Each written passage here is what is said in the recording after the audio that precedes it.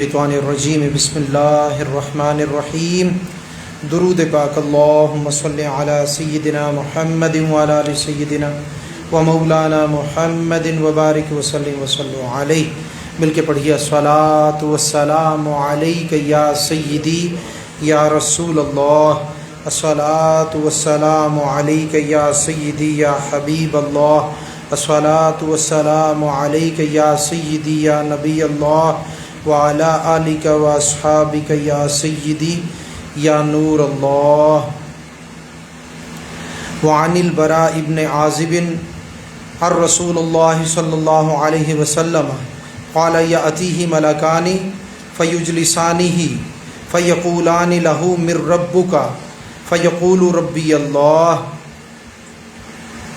فیقولان لہ ما دینک فیقول دینی الاسلام فیقولان ما هذا الرجل الذی بعث فیکم فیقول هو رسول اللہ صلی اللہ علیہ وسلم فیقولان لہ وما یدریک فیقول قرأت کتاب اللہ فآمنت به وصدقت فذلك قوله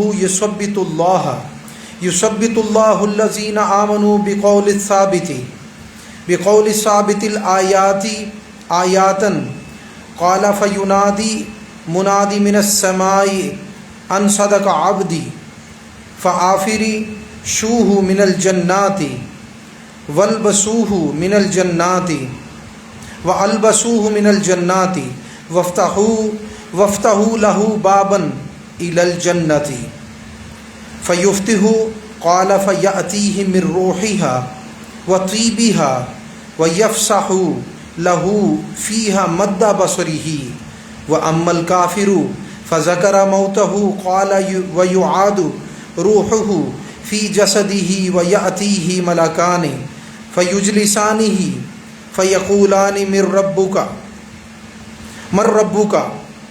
فیقولان من ربک فیقول ہا لا ادری فیقولان لہ ما دینک فیقول ہا لا ادری فیقولان ما هذا الرجل الذی بعث فیکم فیقول ہا لا ادری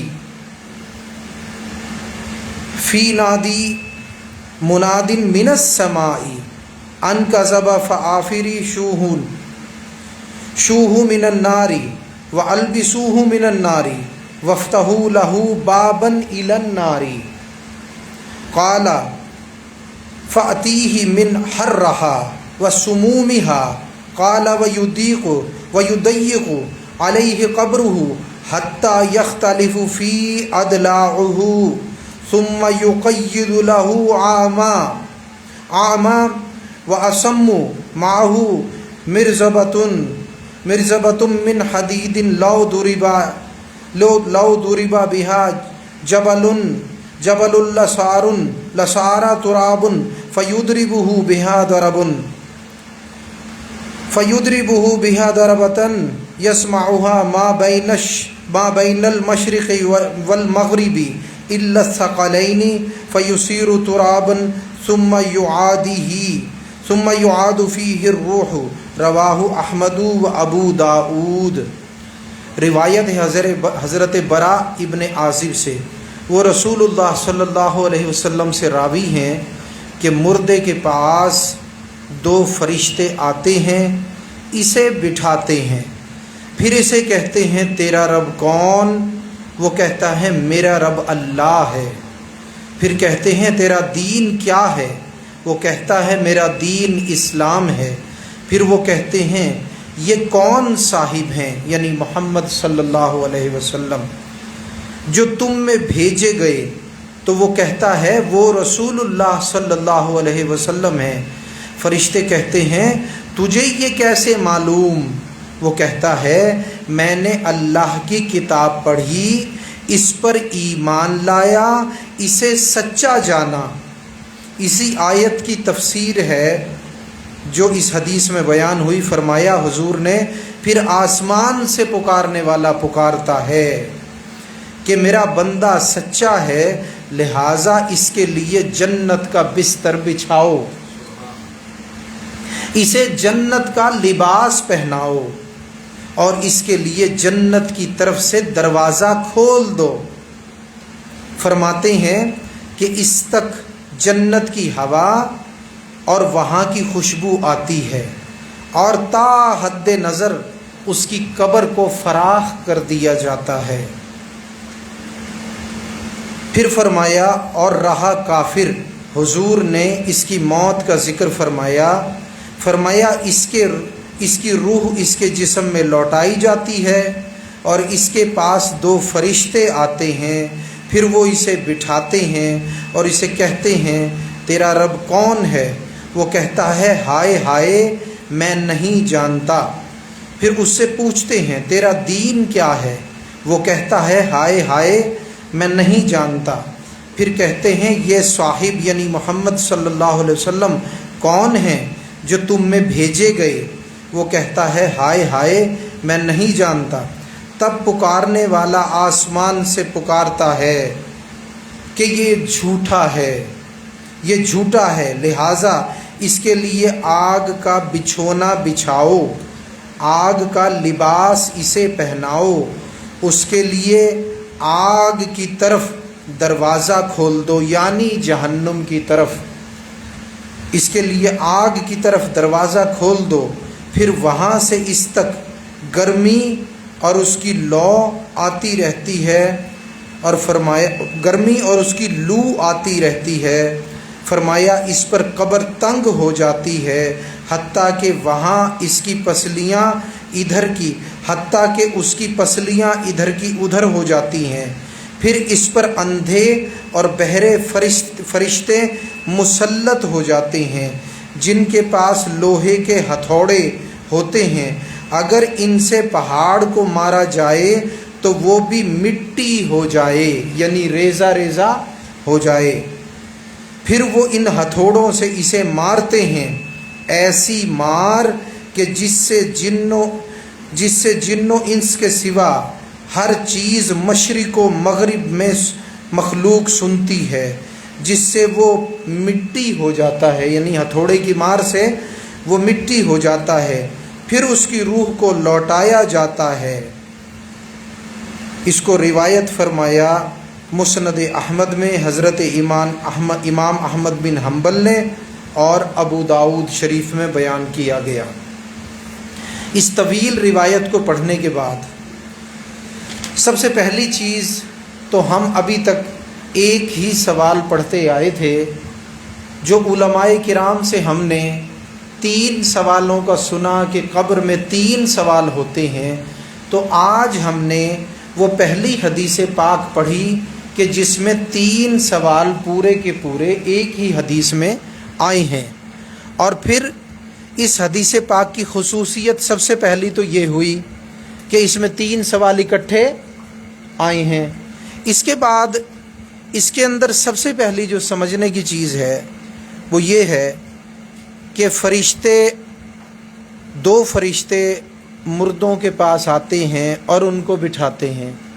اب وہ مردہ قبر والا اگرچہ مسلمان ہو یا کافر و منافق یا مشرک ہو، لیکن سب کو ہی بٹھاتے ہیں، اور جب سب کو بٹھاتے ہیں تو حدیث پاک میں بھی آیا، جس کو ایک ہی دفعہ فرما دینا کافی سمجھا گیا، کہ اس کی روح اس کے جسم میں لوٹائی جاتی ہے، یہ آ گیا۔ تو اب یہاں پر یہ سمجھ لیں سب سے پہلے روح لوٹائی گئی، پھر بٹھایا گیا۔ یہاں پر ایک چیز سمجھ لیں کہ یہاں پر بٹھا لینے سے مراد یہ حسی طور پر ہے۔ کس طور پر؟ حسی طور پر، نہ کہ ظاہری طور پر۔ حسی طور پر اسے بٹھایا جاتا ہے، اور حسی طور پر بٹھا لینا، بلکہ یوں سمجھیں یہ حسی میں کہہ رہا ہوں جیسے روحانی طور پر بٹھانا، تو اس کو ایک لحاظ سے غیر حسی بھی کہا جا سکتا ہے، یعنی یہ جسم کے لحاظ سے غیر حسی ہے۔ تو اگر کوئی بندہ یہ سمجھتا ہے کہ قبر کے اندر اگر ہم کوئی ریکارڈر رکھ دیں، کوئی کیمرہ رکھ دیں، کوئی موبائل پر ریکارڈنگ لگا کر رکھ دیں تو مردہ جب اٹھے گا، فرشتے جب آئیں گے تو اس میں ہم فرشتوں کو بھی دیکھ لیں گے، اس میں ہم مردے کا بیٹھنا بھی دیکھ لیں گے. تو اس کے اندر سب سے پہلی بات تو یہ ہے کہ اگر کوئی ایسا ریکارڈر لگایا جائے تو اس کے اندر جب یہاں پر ہمارے پاس موجود کرامن کاتبین نظر نہیں آتے، ابھی بھی تو کیمرہ ہی لگا ہے نا، تو اس میں آپ لوگوں کے کرامن کاتبین نظر نہیں آ رہے، تو میرے بھی کرامن کاتبین کیمرے میں تو نظر نہیں آ رہے.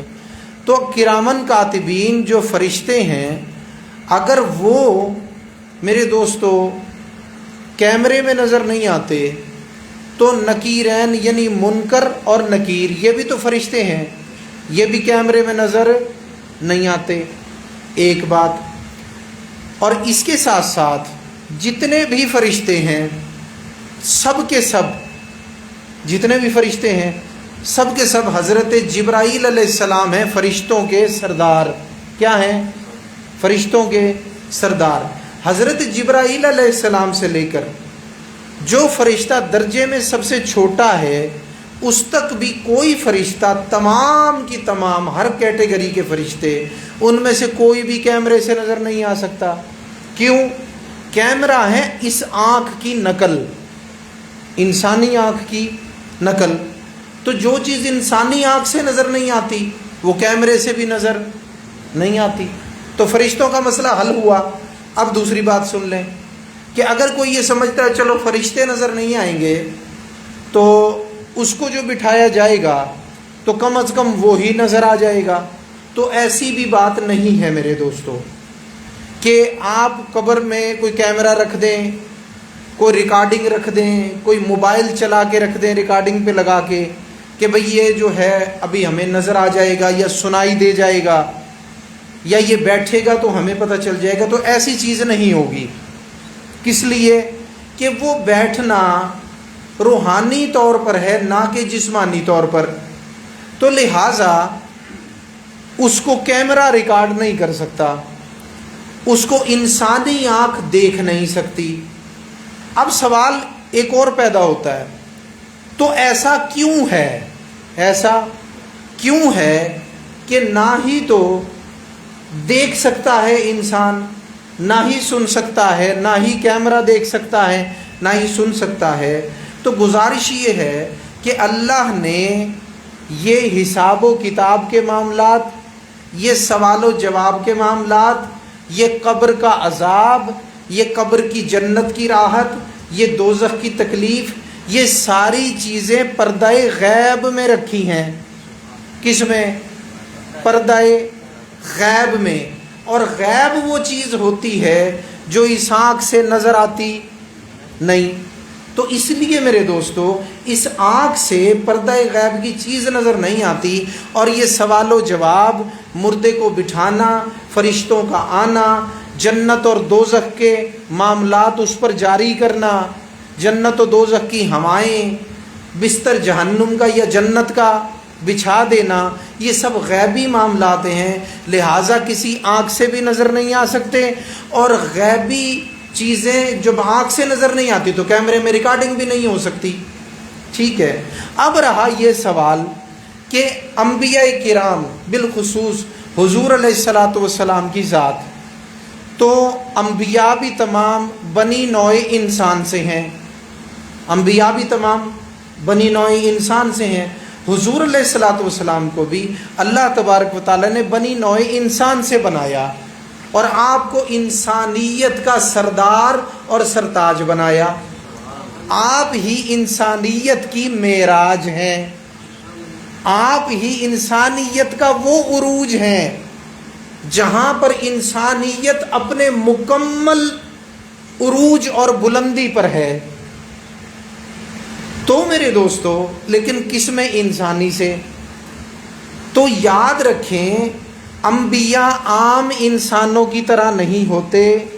جب ان کی ہستیاں عام انسانوں کی طرح نہیں تو ان کی آنکھیں مبارک بھی عام انسانوں کی طرح نہیں ہوتی. جب عام انسانوں کی طرح نہیں ہوتی تو جو چیزیں عام انسان دیکھ نہیں سکتے انبیاء کرام اس کو بھی دیکھ سکتے ہیں. جہاں تک مصطفیٰ علیہ الصلاۃ والسلام میرے نبی پاک کی بات ہے تو اللہ نے وہ عظمتیں آپ کی ما زاغ البصر والی آنکھوں کو عطا فرمائی ہیں کہ یہ آنکھ مبارک وہ ہے جو اللہ کا دیدار کر سکتی ہے. اللہ تعالیٰ ہے غیب الغیب. کیا؟ غیب الغیب. یہ ساری چیزیں ہیں صرف غیب. تو جو آنکھ مبارک ما زاغ البصر وما طغی، جو آنکھ مبارک اللہ کی ذات جو غیب الغیب ہے اس کو دیکھ سکتی ہے تو غیب کو تو بڑی آسانی سے دیکھ سکتی ہے. ٹھیک ہے نا بھائی. بات یہ ہے اگر کسی کو یہ بات سمجھ نہیں آتی تو دوسری بات سمجھ لے. بھائی حضور علیہ الصلوۃ والسلام کے متعلق سوال کیا گیا ما کنت تقول فی ھذا الرجل. ھذا ہے قرب کا صیغہ، یہ میں پہلے بھی بتا چکا ہوں، مزید بتانے کی ضرورت نہیں تفصیل کے ساتھ. اب جب قریب ہے بالکل حضور علیہ الصلوۃ والسلام کی ذات قبر کے، قبر والے کے، ان فرشتوں کے، تو میرے دوستوں قریب ہیں اور پھر دیکھ بھی نہیں رہے. بڑی آسان سی بات جو سب کو سمجھ میں آ جائے. بھائی قریب بھی ہیں، اس قبر میں موجود بھی ہیں، حضور علیہ الصلوۃ والسلام سے متعلق ہی تو سوال کیا جا رہا ہے اور پھر حضور دیکھ بھی نہیں رہے. جبکہ مردہ جو نبی نہیں ہے، جو عام انسان ہے، مسلمان ہے، بلکہ اگر مسلمان نہ ہو کافر بھی ہے، اس کو اتنی طاقت آ گئی حضور کو دیکھ رہا ہے، اس کی آنکھ کام کر رہی ہے، وہ حضور کو دیکھ رہا ہے. نبی نہیں، صرف ایک عام انسان، وہ حضور کو دیکھتا ہے. جو انسانیت کے سردار ہیں وہ مردوں کو نہیں دیکھتے، ان کو قبروں کا معلوم نہیں ہوتا قبروں میں کیا ہو رہا ہے. جب ہر قبر میں حاضر بھی حضور ہوئے یا قبر والوں کو حضور کے سامنے پیش بھی کیا گیا، جب سوالوں کے جواب بھی اس نے حضور کے سامنے دیے، اس نے ادری ادری کہا یا اس نے اشہد ان لا الہ الا اللہ کہا، وہ سب کچھ حضور کے سامنے کہا تو حضور دیکھتے ہیں. تو اس میں بات عام انسان کی آنکھ کی ہے، سید الانبیاء کی ما زاغ البصر وما طغی اس نین مبارک کی بات نہیں جو غیب الغیب کو بھی دیکھتی ہے. تو بات آپ کے سمجھ میں آ گئی. تو عام انسان کے لیے یہ ہے غیب، اور غیب کو آنکھ نہیں دیکھتی تو وہ ریکارڈنگ بھی نہیں ہو سکتی. تو یہ بات سمجھ لیں کہ یہ سب کچھ ہے روحانی طور پر، سب کچھ ہے روحانی طور پر. تو لہٰذا یہ مردے کا بیٹھنا یہ بھی روحانی طور پر ہے جو آنکھ سے نظر نہیں آ سکتا. ٹھیک ہو گیا جی. تو دو چیزیں پتہ چل گئی، ایک تینوں سوالوں کے جواب بھی اکٹھے آ گئے جو قبر میں ہونے ہیں اسی روایت میں پہلی مرتبہ، اور دوسرا بیٹھنے کا بھی آپ کو پتہ چل گیا کہ بیٹھنے کا معاملہ کیا ہوتا ہے. آپ یہ دیکھیں بعض لوگ قبر میں مرنے کے بعد بھی قبر میں بڑے عرصے تک دفن ہی نہیں ہو پاتے، جن کی ڈیڈ باڈیز ہسپتالوں میں برف خانوں میں لگی رہتی ہیں. ٹھیک ہے نا. اسی طرح دنیا میں بھی ایک جگہ ہے، وہاں پہ کچھ لوگوں نے اپنی زندگی میں محکمے والوں کو پیسے دیے کہ ہماری لاشوں کو فریز کر دینا. کیا کر دینا؟ برف میں لگا دینا، سادہ زبان میں فریز کر دینا، مشینوں میں رکھ دینا اس وقت تک جب تک سائنس جو ہے وہ بندے کو دوبارہ زندہ کرنا سیکھ نہ لے، دریافت نہ کر لے. حالانکہ ظاہری زندگی اللہ نے ایک ہی مرتبہ عطا فرمائی ہے، دوبارہ مل سکتی نہیں. لیکن وہ کافر تھے، ان کا ذہن جس طرح سے کام کیا انہوں نے وہ عمل کیا. اب وہ بہت موٹی موٹی بھاری بھاری رقمیں دے کے چلے گئے. کوئی مرا ہوا 50 سال سے، کوئی 20 سال سے، کوئی 25 سال سے. تو اب وہ برف خانوں میں لگی پڑی ہیں، ان کی لاشیں اس وقت بھی ہیں، پتہ نہیں کتنے عرصے تک لگی رہیں گی. لیکن میرے دوستو وہ برف خانوں والے بیچارے مر جائیں گے، برف خانے برباد ہو جائیں گے، لاشیں برباد ہو جائیں گی، لیکن ظاہراً اس ظاہری زندگی کے لیے زندہ ہو سکتی؟ نہیں، اللہ کا وعدہ ہے ایک ہی مرتبہ زندگی دے دی، وہ چلی گئی، اب ہے بقا والی زندگی، برزخ والی زندگی، آخرت والی زندگی، اور اس زندگی کے اندر وہ اس جہان میں زندہ ہیں برزخ میں۔ تو اب جو بھائی 25 سال سے لاش وہ برف خانے میں لگی ہوئی ہے، تو بھائی اس کا ابھی تک کوئی سوال جواب ہی نہیں ہوا۔ نہیں میرے دوستو، جو برف خانوں میں لاشیں لگی رہتی ہیں اور وہ طویل عرصے تک ہوں، تو مرنے کے بعد ایک معقول عرصے کے بعد ان کا سوال و جواب ہو جاتا ہے، ان کے جنتی دوزخی ہونے کا فیصلہ بھی ہو جاتا ہے، ٹھیک ہے نا، جنتی دوزخی ہونے کا فیصلہ بھی میرے دوستو ہو جاتا ہے۔ لیکن چونکہ یہ سب روحانی طور پر ہے، لہٰذا لاشیں برف میں لگی رہی، برف خانوں میں اکڑی رہی، اور فرشتوں نے حساب بھی لے لیا، ان کو روحانی طور پہ بٹھا بھی لیا، ان کو عذاب یا ثواب جو ان کا تھا، بنتا تھا، وہ ان پہ جاری بھی ہو گیا۔ بات آپ کے سمجھ میں آ رہی ہے نہیں آ رہی بھائی؟ بڑے آسان کر کے سمجھا رہا ہوں اس بات کو۔ تو اب یہ نہیں ہے بھائی 25 سال ایک اگر لاش جو ہے وہ بھی برف خانے میں لگی رہے گی تو اس کا سوال جواب ہی نہیں ہوگا، نہیں، سوال جواب اس کا ہو چکا، جو عذاب اس پہ جاری ہونا تھا وہ بھی ہو چکا، لہٰذا اب ایک مرحلہ مکمل ہو گیا ہے، اب تو ہے ہتھوڑوں کی مار۔ کیا؟ ہتھوڑوں کی مار، روح لوٹائی جاتی ہے اور جناب ہتھوڑے پڑتے ہیں، ٹھیک ہے نا۔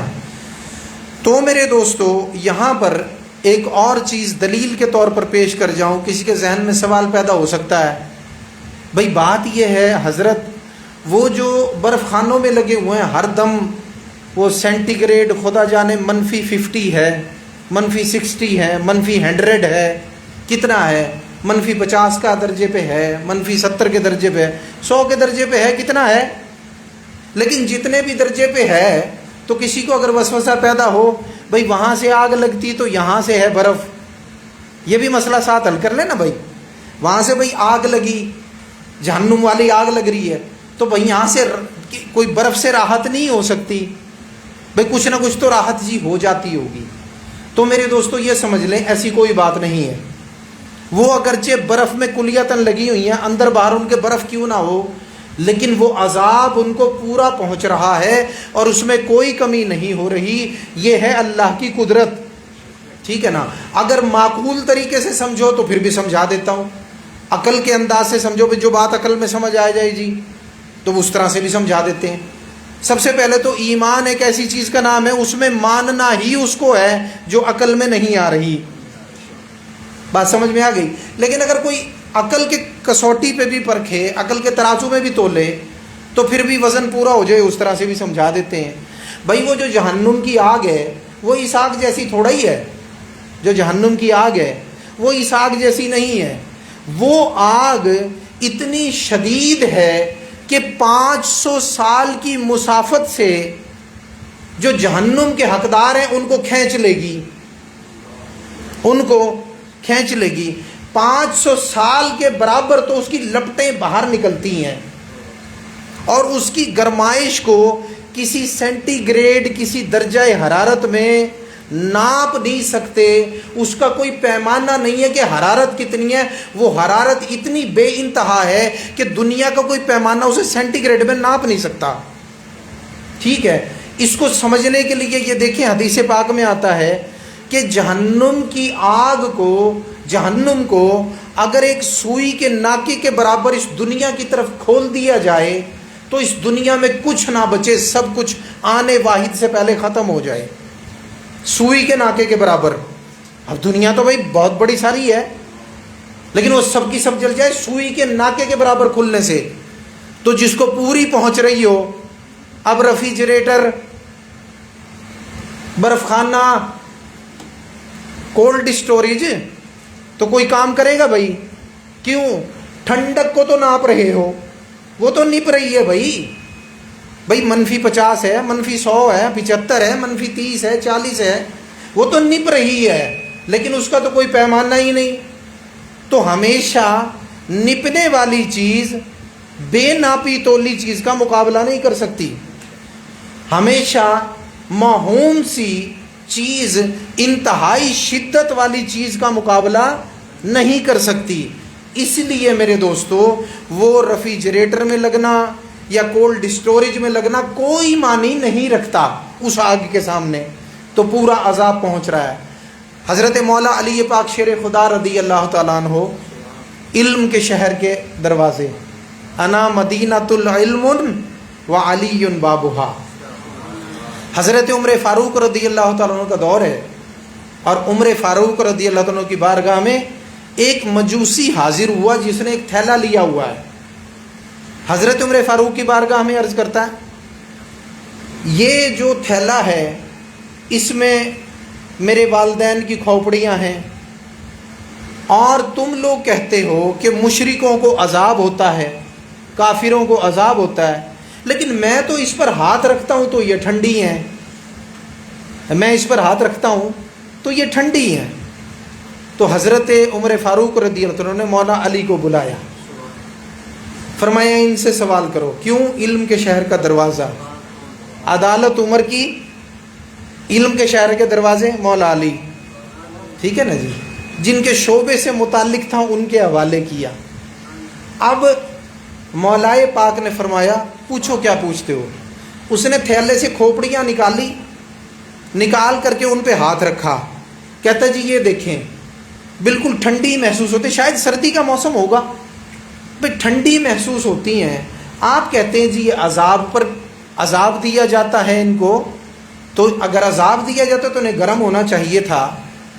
تو اب آپ یہ جانتے تھے چونکہ یہ بندہ غیب کو نہیں مانتا، وگرنہ تو سیدھی سی بات تھی بھئی یہ آگ جو ہے غیب کی چیز ہے، غیب کی چیز نظر نہیں آتی، تو یہ تجھے نظر نہیں آ رہی تو یہ اب لازم نہیں ہے کہ ان کو عذاب ہی نہیں ہو رہا، عذاب تو ان کو ضرور ہو رہا ہے لیکن تجھے نظر نہیں آ رہا۔ لیکن چونکہ وہ غیب کا ماننے والا ہی نہیں تھا تو ایسے بندے کو ظاہری مثال دینا پڑتی ہے۔ آپ نے فرمایا لوہا لاؤ، ایک پتھر لاؤ، لوہا لایا گیا، پتھر لایا گیا۔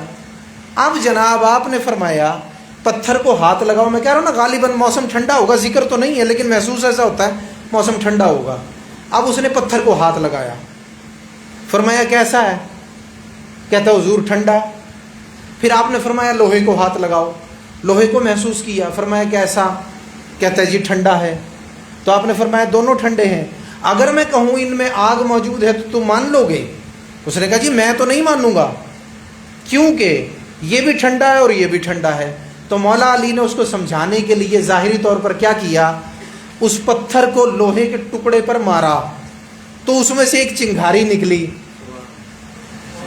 اللہ اکبر! ایسی بارگاہ بھی تو ہو جو غیب کو مانے، ایمان بالغیب رکھتا ہو، اسے بھی سمجھا لے، جو ایمان بالغیب نہ رکھتا ہو اسے بھی سمجھا لے۔ اللہ اکبر! اب وہ ایمان بالغیب تو نہیں رکھتا تھا، غیب کی چیزوں پر ایمان لانا ضروری ہے نہیں؟ فرشتے بھی غیب سے، جنت دوزخ بھی غیب سے، دن قیامت بھی غیب سے، عذاب قبر بھی غیب سے، تو اب غیب کی چیزوں پر ایمان لانا تو ضروری ہے نا بھائی۔ لیکن وہ غیب کو نہیں مانتا تھا، تو آپ نے اسے ظاہر میں سمجھایا، مارا پتھر کو، لوہے پہ چنگھاری نکلی، فرمایا آگ نکلی، عرض کرتا ہے حضور ضرور نکلی، فرمایا جیسے یہ ٹھنڈے ہیں لیکن آگ موجود ہے ان میں، فرمایا بالکل اسی طرح یہ کھوپڑیاں ٹھنڈی ہیں، ان میں آگ موجود ہے۔ اللہ اکبر! فرمایا ان میں آگ موجود ہے، یہ صبح و شام آگ پر پیش کی جاتی ہیں مگر تجھے اس کا ادراک نہیں ہوتا، جیسے تجھے لوہا اور پتھر ٹھنڈے لگے تجھے کھوپڑیاں بھی ایسی ٹھنڈی لگتی ہیں۔ تو میرے دوستو یہ غیب کا معاملہ ہوتا ہے، اگرچہ بظاہر کافر کی قبر کے پتھر ٹھنڈے ہی کیوں نہ ہو، کافر کی قبر کے پتھر ٹھنڈے ہی کیوں نہ ہو، اگرچہ میرے دوستو کافر کی لاش ٹھنڈی ہی کیوں نہ محسوس ہو، اگرچہ وہ اللہ کا انکار کرنے والے کی لاش برف خانے میں ہی کیوں نہ لگی ہو، لیکن وہ آگ پر پیش کی جاتی ہے، نہ ہم اس کو دیکھ سکتے ہیں، نہ اس کے عذاب کو سن سکتے ہیں، نہ اس تپش کو محسوس کر سکتے ہیں۔ بات آپ کے سمجھ میں آ گئی بھائی؟ تو دوسری چیز، تیسری چیز آپ کو اب میں نے اس میں سے سمجھا دی، ٹائم ذرا دیکھیں، یعنی تینوں سوال اکٹھے آ گئے بھائی، بیٹھنے والی چیز کو سمجھ لیا، پھر یہ بھی سمجھ لیا کہ عذاب وغیرہ یہ ساری چیزیں غیب کی چیزیں ہیں۔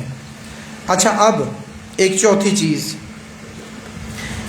چیز ہے تو طویل مختصر سمجھا دیتا ہوں، لیکن اگر رہ گئی تو اگلی دفعہ انشاءاللہ اس کو سمجھیں گے۔ وہ چیز یہ ہے کہ جو مرنے والا اگرچہ اس کی زبان کوئی بھی ہو، مرنے والے کی زبان کوئی بھی ہو، وہ اردو بولنے والا مر جائے، وہ انگلش بولنے والا مر جائے، وہ فارسی بولنے والا ہو، وہ ہندی بولنے والا ہو، وہ کوئی بھی زبان بولنے والا ہو میرے دوستو، یا یوں کہہ لیں یہ تو ہیں زبانیں بولنے والے، اگر کوئی پیدائشی گونگا مر جائے، ٹھیک ہے نا، تو قبر میں جانے کے بعد سب بولیں گے، گونگا بھی بولے گا کیونکہ اس نے جواب دینے ہیں، اور جو اردو والا، فارسی والا، ہندی والا، انگلش والا، جرمن والا، فرینچ والا، ترکی زبان والا، پشتو زبان والا، جتنی بھی زبانیں ہیں جب یہ فوت ہو جائیں گے تو کل عالم میں جتنی زبانیں ہیں یہ جب فوت ہوں گے وہاں جا کے ایک ہی زبان بولیں گے، اور وہ زبان ہوگی عربی۔ بات سمجھ میں آئی؟ تو جس طرح حدیث پاک میں سوال عربی زبان میں ہے اور جواب بھی عربی زبان میں ہے، تو یہ حقیقت سمجھ لیں کہ جب قبر میں چلے جائیں گے تو سوال بھی اسی طرح ہوں گے اور جواب بھی اسی طرح ہوں گے۔ اگر کوئی یہ سمجھتا جی یہاں تو عربی لکھی ہے لیکن قبر میں جا کر یہ اردو ہو جائے گی، اردو والا جی اردو میں جواب دے دے گا چونکہ حضور کی زبان عربی ہے لہٰذا اس میں عربی میں آ گئی، تو ایسی بات نہیں ہے۔ فوت ہونے کے بعد قبر میں، قیامت کے میدان میں، جنت میں سب کی زبان عربی ہوگی، اور پھر سب جو ہے قبر کے اندر تینوں سوالوں کے جواب عربی میں دیں گے، ٹھیک ہے نا۔ یہ تیسری چیز آپ کو، چوتھی چیز میں نے بتا دی، تو انشاءاللہ یہ حدیث طویل ہے، اس میں سے انشاءاللہ ہم جب اگلی مرتبہ مزید اس کا درس دیں گے تو کچھ چیزیں اگلی مرتبہ بھی سمجھیں گے۔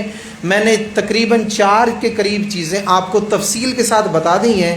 مجھے امید ہے کہ جس طرح سے آج آپ نے سنا ہے اس طرح سے شاید کہ پہلے نہیں سنا ہوگا، اور انشاءاللہ آج جو آپ کو اطمینان حاصل ہوا ہوگا نا، مجھے امید ہے بہت سارے لوگوں کے اندر انشاءاللہ دوبارہ ان 4 مسائل سے متعلق سوال پیدا انشاءاللہ نہیں ہوگا۔ اللہ تبارک و تعالیٰ سے دعا ہے کہ اس درس پاک کو اپنی بارگاہ میں شرف قبولیت عطا فرمائے، اور اللہ تبارک و تعالیٰ فلسطین کے مسلمانوں کی مشکلات کو ختم فرمائے، اللہ ملک پاکستان، عالم اسلام کی خیر فرمائے۔ بالخصوص یہاں پر جو لوگ اس محفل میں آئے ہیں ان کی نیک جائز جو بھی ضرورتیں، حاجتیں ہیں، اللہ سب پوری فرمائے۔ وما علینا الا البلاغ المبین۔